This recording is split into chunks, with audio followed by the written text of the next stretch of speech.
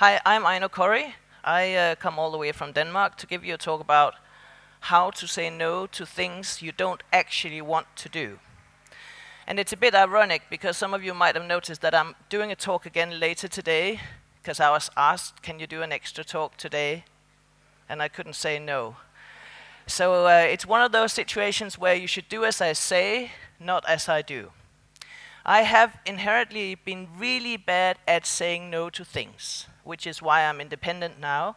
Because when I used to work for different IT companies or the university in Denmark, I have the tendency when people ask me, could you also do this? I say yes. Could you also do the marketing? I say yes, even though I don't know how to do marketing. Can you update the website? Yes, even though I hate updating websites, which you know if you see my website. I just say yes to everything instead of saying no, and that's why I decided 15 years ago I'll go independent and I'll make all my own choices and I'll work half the time for double the amount of money. It didn't quite work because I was still very bad at saying no, so I was working too much. But then I decided to try to figure out what is actually the problem with saying no. Why is it so difficult for me to say no? Does any of you have trouble saying no to things you don't actually want to do? I guess that's why you're here today, right? Let's dig in then. So, why is it so difficult to say no? Well, you see, when you were very small children, unless you were brought up in the 70s in Denmark, you probably heard the word no a lot. Your parents said, no, you can't have that lollipop now. No, you have to go to bed now, you can't play. No, you can't play with a ball in the living room and stuff like that. And they said no all the time. And that was really irritating and it made you feel very bad. So no has a very strong negative connotation, unfortunately. And it starts when we are very, very small. But one of the things that we have to remember about the no that our parents said is that they did it to protect us. They did it for us to be healthy, to not die, to learn, to make them proud. They did it for good reasons, but it felt really bad. So what I want to do is to try to reprogram your heads so that you go away from that very negative no connotation to feeling happy about saying no. There's actually places here in the front if anybody wants to sit down instead of standing up. So, oops, I said keynote. It's not a keynote. I changed it. It's just a talk. After this talk, after these 45 minutes, you'll be able to explain why you sometimes cannot say no. So when people ask you, why did you spend 45 minutes with Aino? It's because I wanted to be able to explain why it's difficult to say no. And you'll be able to describe what I call the layers of no. I created a framework for this talk, which I call the layers of the no, which you will be able to describe, and you'll also be able to say no to more requests after these 45 minutes. I'm joking, of course. You won't be able to do that, as you can see from my second talk today. But that's basically what I want you to get out of this talk. I want you to be able to say no in a peaceful, happy way. And I want to say something about the artworks that I have in my slides. All the artworks in the slides, besides pictures of people, are made by AI. And if you go to my talk later today, the artwork in my talk later today is made by my daughter, who is an actual artist, and then you can sort of compare which one you prefer. And if you find faults in these AI pictures, I brought some licorice from Denmark, and you get a licorice pipe as a reward for finding faults in the AI pictures. So I really want you to become like she is, tranquil, happy about saying no to things you don't really want to do. Let's take an example of somewhere in history where a no would have been good. You probably know this story, right? The city of Troy was besieged by the Greeks, and they had held the fort for a long time, and they had kept the Greeks out. But then the Greeks suddenly left, and they left this wooden horse outside of the ports of Troy as a gift. And there were some people who said, beware of gifts from Greeks, and they say, let's not take this big wooden horse in, but other people say, it's beautiful, they left it just to be nice, let's take it in. But they should have said no to that gift from the Greeks, right? Because it didn't really work. And here's like the first, I don't know if anybody else spotted, I made AI create this, and I think, I'm not sure, that if the Greeks had actually been standing up there on the horse, the people from Troy would not have opened the door, but AI didn't spot that. But that's definitely one of the historical reasons for saying no. Now, in order to explain to you my framework for the layers of no, I'm going through the layers of the earth.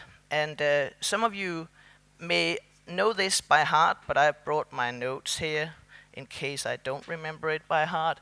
There are some layers in here, the earth that we live on. The first is the crust. That's a very, very thin layer that we know that we can touch. That's what we live on. Then we have the lithosphere, which are the solid plates, the tectonic plates that are creating the mountains and creating the earthquakes, because they're floating around in the asthenosphere, which is not solid, so they can move around there. Then we have the mantle, which is in a sense solid, but it moves very, very slowly. Then we have the outer core, which is the lava thing that you see if you watch that old movie, The Travel to the Depths of the Earth. And that's what we thought the inner core was, this warm, fluid thing for many years, until in 1936, where a Danish woman by the name of Inge Lehmann discovered the innermost core, which is a solid core, because it's under so much pressure. And why do I show you this? Well, I show you this because it's a remarkably bad picture made from AI, but also because I'll need that when I'm talking about the different layers of the no. Because it's based on that I've created this framework. So if you have trouble saying no, you talk to some other people, sometimes they will give you the advice, just say no, right? How many of you have had that advice? Just say no. It's really bad advice. It's like the advice, just be yourself. It's only good advice for about 2% of the population. The rest of us better not be ourselves all the time. So just say no doesn't really always work, right? So we have to dig a little bit deeper. We dig deeper. We have to understand how to say no. What words do we actually use to say no?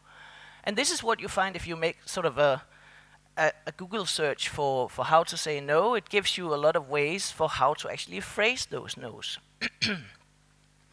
And then, sorry, I should have brought some water. If that doesn't work, if it's not enough to know the words for say no, you have to choose what you say no to, because that's sometimes also a problem, that you don't even know that you should say no because you think it's a good idea. And if that doesn't work, if you don't know how to choose your no's, you have to look at your values, you have to look at your ideals, you have to figure out, what do I stand for? What do I want to do? What kind of life do I want to lead? What kind of a friend do I want to be? And if that doesn't work, we have to go in here to know where you are, but that's like 10 hours of psychotherapy, so we'll not do that today. If we end there today, then you probably have to fix that problem somewhere else with somebody else. But that's what I call the layers of the no. And I want to start with this: just say no. And it's always a good idea to have a running example throughout a presentation. And mine will be beer. You know that Carlsberg is a Danish beer. Carlsberg is probably the best beer in the world, as they say. I think it's rubbish. We're not recording this, are we? But that is, my example is a beer, right? Because sometimes it's difficult to say no to a glass of beer. I definitely sometimes should say no to a glass of beer, but I say yes, right? So just say no to that beer, it doesn't really work. So what can you do? Maybe you can raise the price, right? If I drink this beer, I want you to drink 2 beers. Or if I drink this beer, you do my presentation tomorrow, or something like that. So you can raise the price. That's also some things I do in my own company, where I say, well, sometimes I get asked to do things, and I'm not really that keen on doing it. So I say yes instead of no. Sorry. And then somebody told me, here's a good thing to know. If you don't know how to say no to jobs, then you just raise the price. And that really, really works. Because somebody asked me to do something that I don't really want to do, and then instead of saying no, I say, yes, but it'll cost you $1 million. And then if they accept that price, I'm happy, right? I get a lot of money for doing something I don't really want to do, but it gives me a lot of spare time afterwards. And then if they don't like the price, they say no, and then I don't have to say no. So raising the price is actually worthwhile. It makes them say no or withdraw the proposal. You can also ignore the request. That works as well. Especially now when everything is online, it's much easier to ignore requests. So I get a lot of requests on LinkedIn for people who want to sell me some IT products for my company. And since my company is only me, I get tired of explaining that to them. I mean, they could at least read my LinkedIn page before they start trying to sell me something. So ignoring the request also really works. And I know some people who cannot say no face to face or in the phone. Oh, somebody's bringing me water. I hope it wasn't just your water. Thank you. That will work in a few minutes. So ignoring the request also works. So for instance, if you're the type of person who cannot say no in person, just don't answer the phone. Let them write to you in text. It's much easier to say no in text. Or act weirdly. Like if you really do something weird when people ask you to do things, thank you, then they won't ask you again. And I've definitely used that more or less voluntarily over the years, and it really helps. So if you can't say no, you can do one of those three things. Here is another example of a place where people tried to say no. You know about the Challenger that went up, and 17 seconds afterwards it exploded. Everybody died, including the school teacher. All her pupils were looking at it. It's a really sad story. And a lot of people tried to say no. They were raising awareness of the O-rings, like the little rubber rings that were insulating parts of this rocket. They said, we're not sure that they will survive, how cold it'll get. But there was a lot of political force pushing it to get that Challenger up. So even though they tried to say no, it didn't really work, and it was not the right people who said no. Luckily, Richard Feynman afterwards, the famous physicist, he found out what the problem was with the O-rings. So they actually, well, he was told, no matter what you find out, don't embarrass NASA. But I'm afraid he did actually embarrass NASA a little bit there. So another example of people who should have said no. But if it doesn't work to just say no, you have to understand how to say no. And as I said, this is where a lot of the Google search on how to say no will help you. So here are a few ways. Oh, I forgot about the beer. So you have to understand how to say no to a beer. And especially in Denmark, it's not enough to say no to a beer. Even though you have to drive, they'll be like, but the limit, you can drink one beer an hour. No problem, you can just have one beer, just have a beer. Even if you're pregnant in Denmark, I don't know how it is here, it's like one beer doesn't harm. My parents drank a lot and look at me, and then you're in an awkward position, right? Should I tell him? So it's sometimes it's nice to understand how to say no to a beer. Understand how to say no to breaking your monolith into microservices. It's almost as difficult to say no to microservices as it is to say no to a beer, right? But it's sometimes as dangerous. So in order to understand how to say no, one of the things that you can do is that you can express gratitude. Thank you very much for offering me this. That is wonderful. It's a wonderful opportunity. I would really like to do it. It would be good for my career, my liver, whatever. I thought about this carefully. I really put a lot of thought into this. I'm not just rejecting it like a knee-jerk reaction. But I have to say no because of blah, blah, blah. And I wish you luck with what you do. Have a good evening. I'm going to bed now. And it's called the positive, no positive framework for saying no. It's almost like what we call the pedagogical sandwich in Denmark. If you give feedback to a student, you have a pedagogical sandwich. First you say something nice, then you say something critical, and then you say something nice to cushion it in. You probably have the same saying in Romania. I don't know if it's a pedagogical sandwich, but it's the same. Say something positive, say the no quickly, say something positive so that they forget. But let's zoom in on why you need to say no, because that point about let them know why you need to say no is actually also a little bit difficult sometimes. Now, there are different ways of no's, and one of the things that's really important is that you decide beforehand where your borders are, because if you have to make a decision every time somebody asks you something, it takes a lot of your energy, and especially if it's difficult for you to say no, it takes a whole lot of energy. But sometimes you can make a categorical no. If you've already decided, I never drive people to the airport, or I never work on Fridays, then it's easier to say no, because you're not saying, I'm letting you down, but I have a categorical no, I never say yes to things like this. Another thing is a reference to a commitment. That you say, I'm already committed to doing this. I would love to do it, but I have to walk my dog. I would love to do it, but I have to train. I would love to do it, but I have this. Then you don't have to let them down. You're referring back to your own boundaries, and that makes it a lot easier. Or you can make a counteroffer.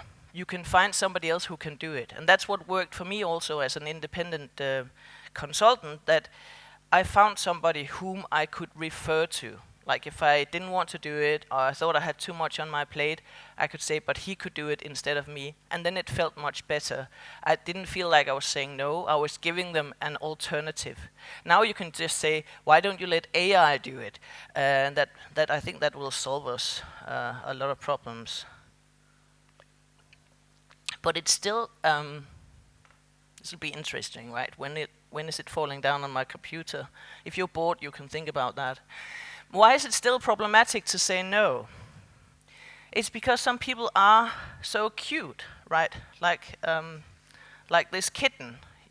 They really want you to do something for them.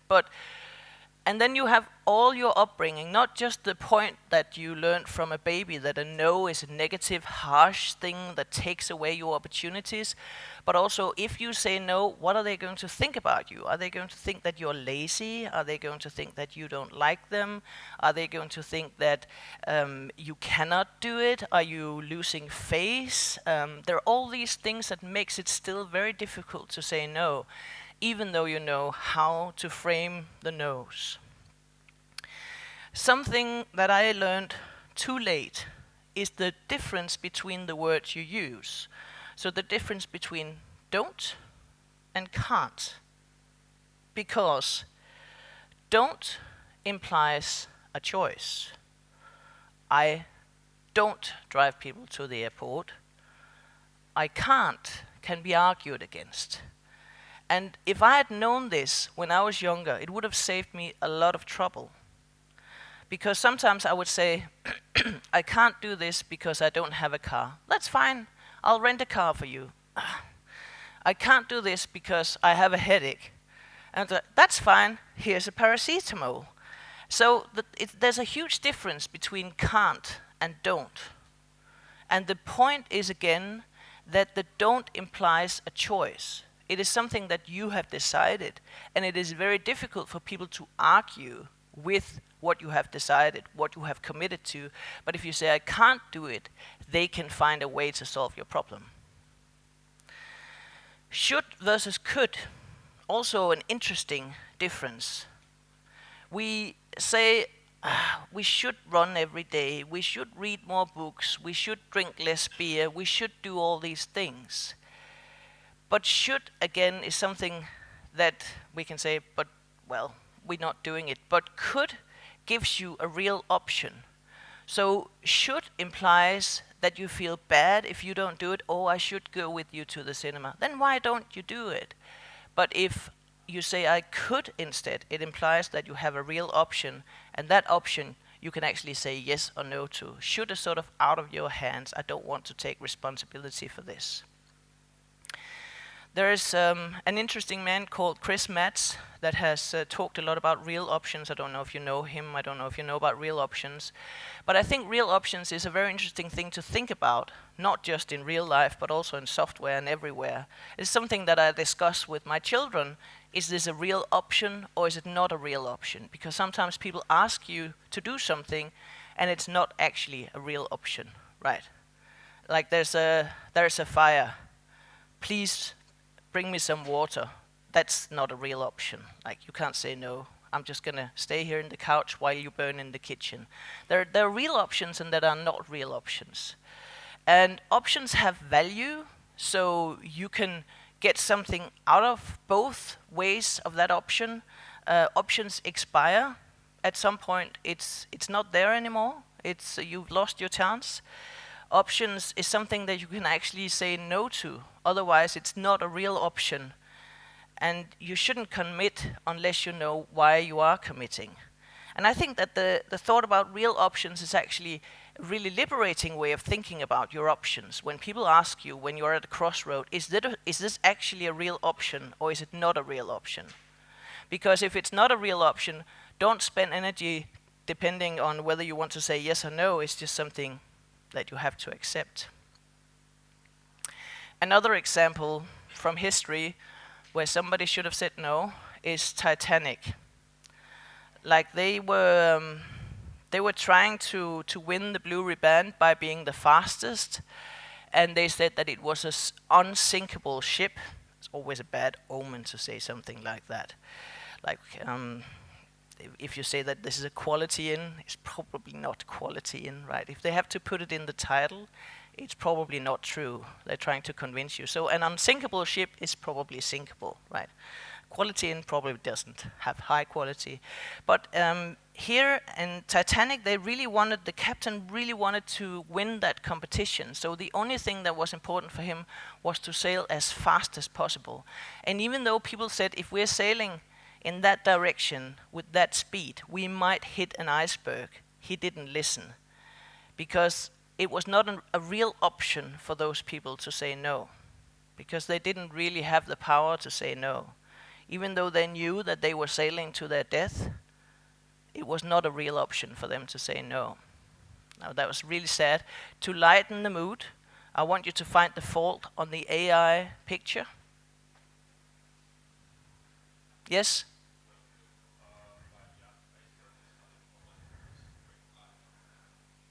Yes, yes. And also there's smoke coming from the masts. Yeah, it's not good. Not good picture. Don't use AI. So don't say maybe. Don't say yes if you mean no. That should be obvious, but that's not easy. Be clear and be nice when you say no. Use the different words. Now there's some interesting research about saying no, and one of the research studies I want to share with you is how can you make people say no to things they really don't want to do? How can you make it easier for them? So they made a study with a lot of American students, because those are the cheapest to get into these research, because they have to pay in America. Don't get me started. So they'll do anything for money. And they were asked to be part of this research study. And then when they would come into the room, there would be this researcher in a white coat looking very arrogant and very stern and very important. And the first thing that he would do was that he would say, please open your phone and give me your phone. I'm going to take it outside and just check some things while you're doing what you have to do on the computer. Everybody wants to say no to that, right? Nobody wants to say, yes, I'll open my phone, give it to a complete stranger, just walk out of the room. Everybody wanted to say no, but not everybody did say no. Because they thought that maybe they wouldn't get the money if they didn't do it. They were in a situation where this researcher was very much higher up in the hierarchy than them, so they were afraid to say no for various reasons. So the study did different things. They tried this out. Some people said no, maybe 50%. And then they said, well, the researcher now said, okay, so you can say no at any point in time. You don't have to do anything in this research project. You'll get the money anyway. And that made some more people say no, but not like statistically sound amount of people saying no. So even if they were told it is okay to say no, it was still difficult for them to say no. The game changer was when the researcher said, you can say no at any point in this research session, and the way you do it is that you just say, no, you can't take my phone. You just use those words. And that was the game changer, giving them the words that they could just say back to this researcher, no, I don't want you to take my phone. And I thought, this is interesting. So I made some small studies at a different conference, not this one, but a big conference where when the speakers would arrive, they would be asked in the registration desk, is it okay if we record your presentation and use it in our marketing afterwards? And you should imagine that the speakers would come into this reception. There was a nice young woman smiling at them, and she would ask them a lot of questions like, do you have any food preferences? Are you coming to the party tonight? How long are you staying? Have you seen the great exhibition? Blah, blah, blah. And then she would ask, and is it okay if we record you on video and use it in our marketing? And there are two things working here. One thing is the decision fatigue that you know about. Every time you make a decision, you are eating up your decision energy. That's what car salesman knows all about. So they ask you all sorts of small questions about, do you want this color? Do you want this brand? Do you want this? And when you've answered, you've made decisions about 100 different little things.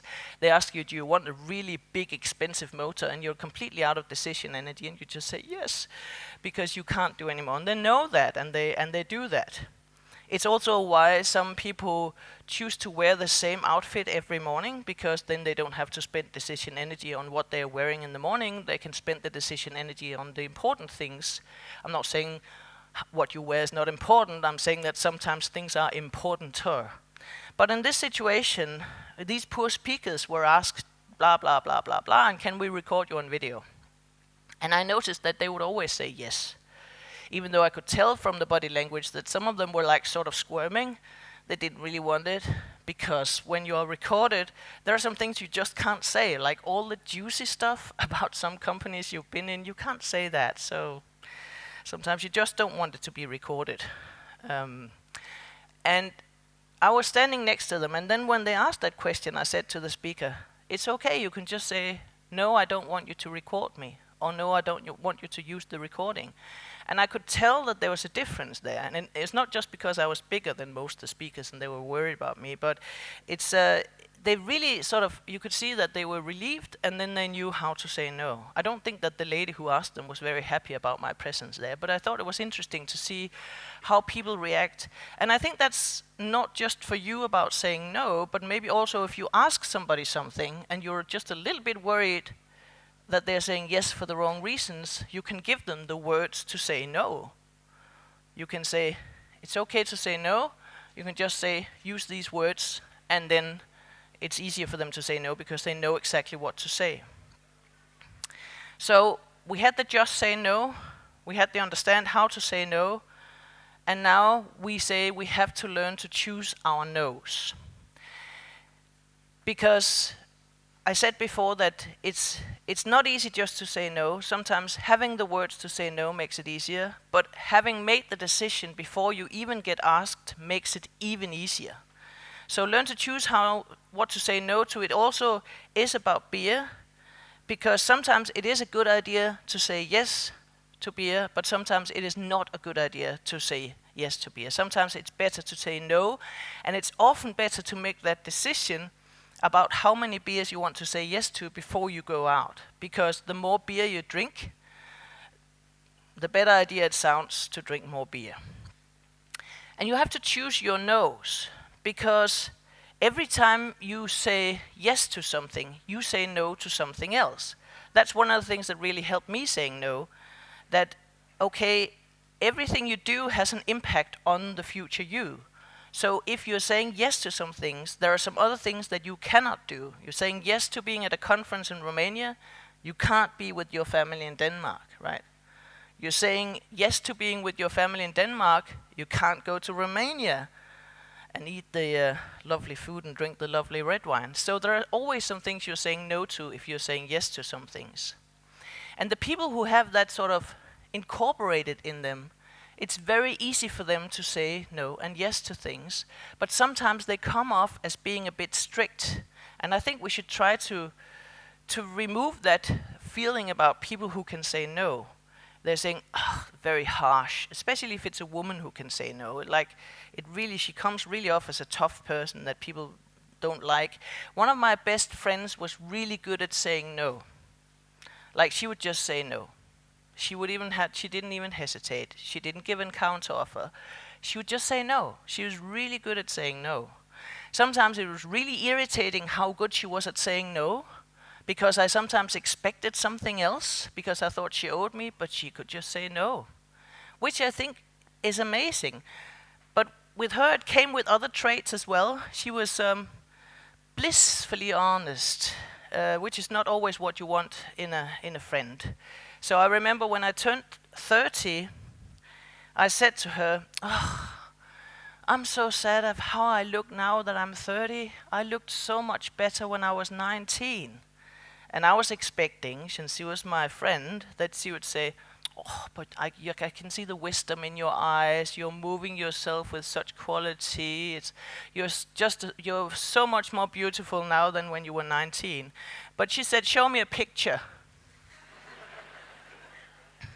I showed her a picture, and she said, I can understand why you feel bad now. And that's one of the problems, right? That honesty is sometimes painful. And that's also, when you start after this presentation, you'll all go out and say no to things that you usually said yes to. People will probably dislike you a little bit, but the right people will stay. And if you historically have been really bad at saying no, it will be a shock to some people that you can suddenly say no. But just stay with it. It'll be good for you. There's another reason for saying no, and that is that if you say yes to too many things, the quality of what you do will go down. And in the long run, that'll mean that people will not ask you to do anything anymore, but that has other problems. But you have to think about, if I don't say no, there's something else I'm saying no to. That's the first thought. The second thought is, if I'm not saying no to this, what will the quality be of all the things that I'm already working on? It will not be as good. And that leads us actually to the next layer of the no's. We know now that just saying no only works for my old friend. Understanding how to say no only works if you already made a decision about your borders and what you want and what you don't want. So you have to choose your no's, but you cannot choose your no's unless you know your values and your ideals. And this is where it becomes a little bit tricky, because I want you to, when you've said yes to something you should have said no to, in order to learn this, try to figure out, where do I have to go on this scale in order to say no next time? Do I actually know how to say no to this? Is that the problem? Not the problem. I know how to do that. Can I choose my no's? Yes, I think that I can choose my no's. I know exactly what I'm saying no to if I'm saying yes to things. But if it doesn't really feel good, if you're still saying yes to things and afterwards you're feeling, I should have said no, you have to dig deeper. You have to find out, what are your values, what are your ideals. And that is also something to do with beer. Because sometimes your values and your ideals is, maybe you want to be like the party person who says stupid things, then by all means say yes to all the beer you can get. Or maybe you say that I only say yes to beer that is free. That is also a value and an ideal, and that can get you somewhere as well. Yeah, and we're going back to microservices again, of course. What are your values and your ideals? What is it that you really want in your life? What is it that is important to you? I remember I once worked as a conference organizer. I was organizing the GoTo conferences, the QCon conferences, and the YAO conferences in Australia. Not the practical, difficult stuff. I was just inviting the speakers. And one of the speakers, really popular speaker, everybody wanted to have him. And when you have really popular speakers that cost money, you sometimes have to evaluate how many tickets can this person sell, and then you know how much you can pay him. He wanted a whole lot of money. And I was calculating, and I was thinking, oh, this is just barely giving us money. And I asked him, why is it that you demand so much money? I mean, do you think you're worth more than this person or this person? And he said, no, that's not how I'm calculating this. The first and foremost value in my life, he said, is spending more time with my family. All the decisions that I make are based on that value. So when I asked you to pay me that amount of money for going to Australia for 2 weeks, I calculate how much time I want to be able to spend with my family without work afterwards, and that gives me the number. And I thought, that's so smart. I want to do that. I never did, but maybe you can. And it's about making the decision before you get asked, right? Because if you have to make the decision when you get asked, you probably will say yes to things you say no to. But if you know your values and ideals, you know how to choose your no's, and now you know how to phrase them, and then it's easy. Then you can just say no. But sometimes, as I say, all actions have impact, and we're back to the beer again. When you're saying yes to things, are you actually saying no to yourself? Because that's a thing that people often forget. They think about what they've promised other people, the family, the co-workers, the friends. But are you sometimes also saying no to your future self? So try to ask yourself this question. If I'm saying yes to this, what future Aino am I saying no to? Am I saying no to the future Aino who can get up next morning and give a talk on stage if I have this beer? You have probably already worked out that I was out drinking yesterday, and at some point I said no. So that's why this talk is like this. But you have to think about it. What is it that I'm saying no to my future self about? And you can say, well, future Aino never did anything for me, right? She's in the future, so why should I help her? But you also know that sometimes your past tense yourself, you can thank that person or curse them. But what if the train is already running? What if you have said yes and you want to say no? Because you said yes based on not having thought this through. Or you said yes based on data that is now changing. So at some point I was asked to give a presentation for all the team leaders in a small hardware company in Denmark. And I thought, well, that's fine. It turned out it shouldn't be a presentation. It should be a full-day course about how to facilitate retrospectives, because it's actually really difficult to do it right. It's easy to do it wrong. So we decided to a full-day course, and normally my full-day courses is up to 15 people, and that fit well. They had 19 team leads, so I thought this is great. A week before, they asked me, all the project managers really want to be there as well. Now we are 30. Is that okay? And I said, well, it's in a week. You already invited them, and it will be good for them. So I say, okay, but you have to know then that they won't get as much out of it when they're 30 than if they were 15. Because a lot of facilitation is about communication, and they have to try these things out. It's not just theory, it's practice. And then when I turned up on the day, there were 65 people in the room. They have invited everybody. Most of them were not interested. Some of them hated retrospectives. But I tried, because they were there. And I knew that they would pay me. So I started, and it didn't work out. It wasn't good. At some point, I found one of the men. He was soldering something on the table. He brought his hardware. He was working on it. And I asked him, what are you doing? And I said, I'm trying to get some work done, he said. I was like, why are you doing it in here? He said, well, because I was told to be in here, but I'm not really interested in retrospectives. And I said, well, I can tell. Why don't you just leave? And he said, can I? Yeah, it's a real option. I say, you can leave. I'm not going to tell anybody. So a lot of people left. And the rest of us had fun the rest of the day. But what should I have done? At what point should I have said no? I'm just going to take a sip of water. Maybe somebody can tell me when I should have said no. Yes? Right before starting, on the day when I saw that there were so many people. You're right, I should have done that. Accepting the 30 people would be okay, but the 65 who are not interested, that was stupid. Had some other anecdotes, but I think I'm running out of time. So, skipping those fantastically funny anecdotes in order to get the time. And as I said, if you don't even know what your values and ideals are, you need to figure out who you are. Because, oh yeah, of course, the beer.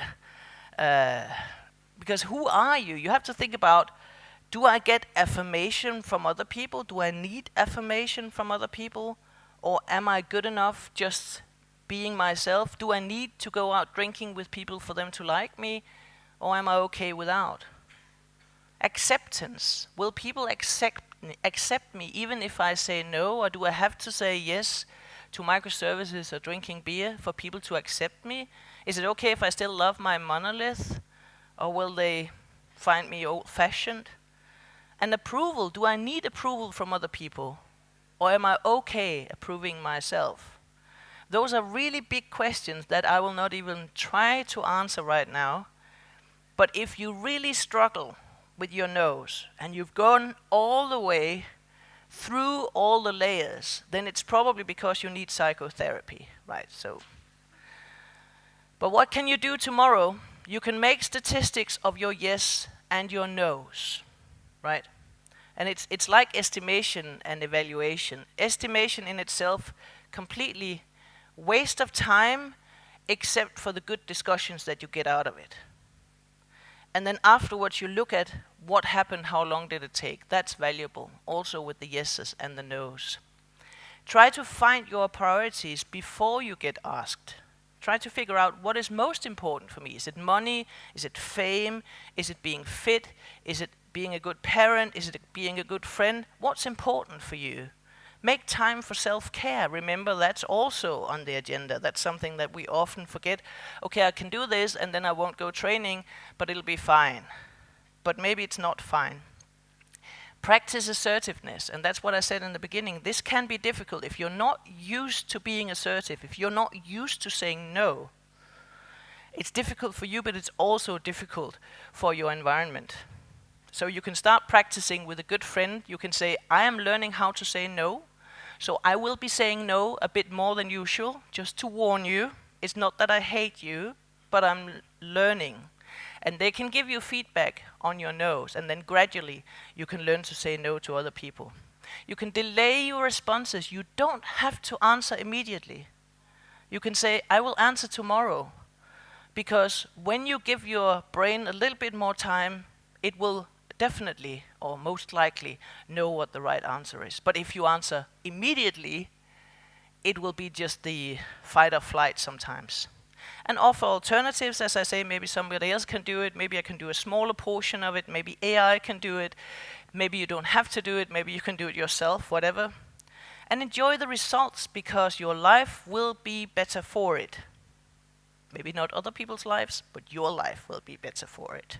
So that is the framework. Just say no, understand how to say no, learn to choose your no's, know your values and ideals, and know who you are. Oh, and buy my book.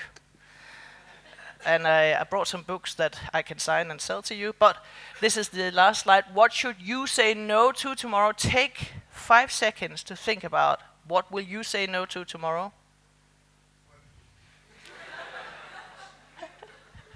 Work. Well, I'll get in trouble for this. That actually happened. I was giving this presentation for a lot of project managers, and the day after, a lot of people came back and complained to me about all the things they said no to doing. So, but thank you for your time. Good luck with your nose.